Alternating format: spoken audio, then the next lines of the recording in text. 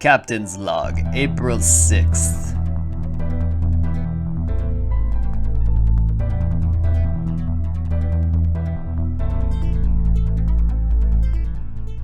So today opened on a gap down, little gap down. You can see that was the closing candle from yesterday, and today's open was just below that, and it was underneath that trend line that I was watching yesterday. You can see that the price came down, found a bottom, and at this wick rejected, but then bounced and rallied higher. And that was bad for me because I had already entered in some puts, as you can see here. And I call these trash puts. When I buy puts that expire the week of and they're out of the money, I call them trash puts. Because guess what? They're probably going to perform pretty poorly unless you see a spectacular move. And that's what I thought we were going to see, especially with the price coming up and rejecting off that downtrend initially before it started to rally. So the price rallied, and at the peak of this rally, I think my put position was down like $40, which was a lot compared to the size of the position, but I held on. I saw that the range was narrowing, so I knew that this uptrend was coming to an end shortly, and sure enough, it did break down and move further down as the day progressed, and a new downtrend appeared, and down. This was great. I had an opportunity to exit down here at a profit of about $30, and I just chose not to do that. And the reason why I did that was because I felt like after this corrective wave that the price would drop further, and I didn't want to cash out too early, which is generally a bad idea. Just take profits when you can is a good mantra. This pennant was encouraging as well, and that broke out to the upside too. And so I continued to hold because my position wasn't in the red yet. And then this bearish divergence in the RSI showed up where you have these climbing peaks in the price, but then the RSI peaks are declining. And so I said, hey, you know what? This is probably going to break down. And it did. And I had another opportunity to exit here. And then the price started to rally again. FOMC meeting notes came out at this yellow arrow, and the 1 minute candle kind of went a little bogus, a little bonkers. That's fine. Anyway, so as this uptrend continued, we came up to this critical level of support at 2102, and I was ready to take losses above that level, but it held, so I did as well, and the price started to fall down, and then I was hoping for a slide into the end of the day. We had this funny little rally, not really a rally, it's more like just like a minor bounce off of a minor level of support and resistance, and we closed where we did, which for me meant, hey, close out your positions, go and get your money into clearing for tomorrow, and at a $15 loss, which isn't bad. I have the, on Monday I made $13, on Tuesday I made $42, and on Wednesday, today, I lost 15, so I'm up for the week still. I just want to get that on the record. I'm not using a lot of money, obviously, because I really want to make sure I don't compromise my overall account value.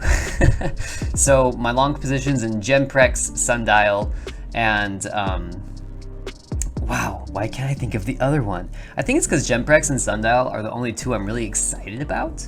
And the AMC and GME shares I have are just completely off my mind. I don't even think about them. They're just off in my computer share account. They're not in this brokerage account. Anyway, so what's the big deal? We had kind of a sideways day, right? The price didn't really move all that much from open to close. There was a big rally up, and if I had bought the puts here, that would have been great, but I didn't, so whatever. Kind of a wash for the day.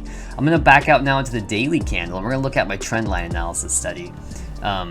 Yeah, that doesn't make any sense this far out. Let's go ahead and change my drawing set. Let's pull up, and I want to call the third MMD. Here we go. Now, this MMD, measured and moved down, I believe has entered its third phase. And I say that because the uptrend resulting from the bear or the bullish divergence in the corrective phase has been broken. And I'm going to zoom in and show that. So yesterday, the price did fall below that level, but Bulkowski has a couple of trend line breakout rules. The first is that, well, the price has to cross the trend, and then it needs to rise back to the breakout price. And sometimes that means it's going to rise back to the trend, and sometimes it doesn't. And here it meant testing the breakout price.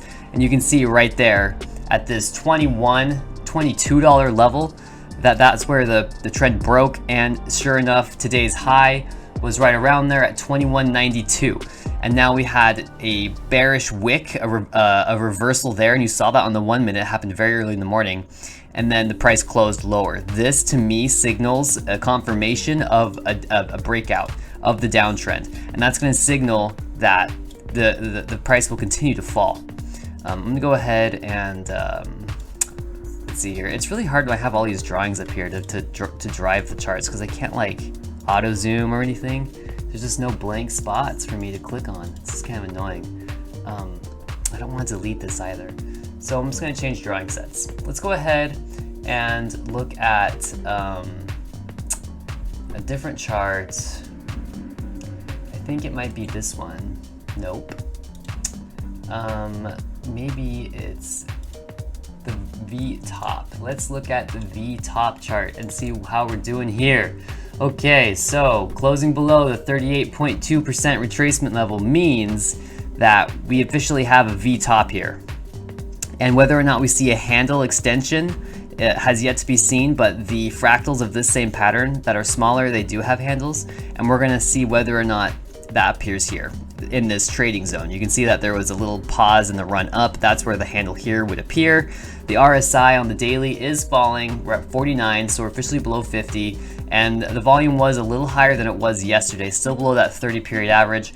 That's okay. Implied volatility did drop on today's decline, which makes me a little sad. I want to see that IV tick up. So maybe we still have a little way to go before we see that correlation reverse. Nonetheless, it was a red day, not a very tradable day for me, unfortunately, but that's okay. And I will be updating just every day, I think, and I'm gonna try to be trading every single day as well. So stay tuned.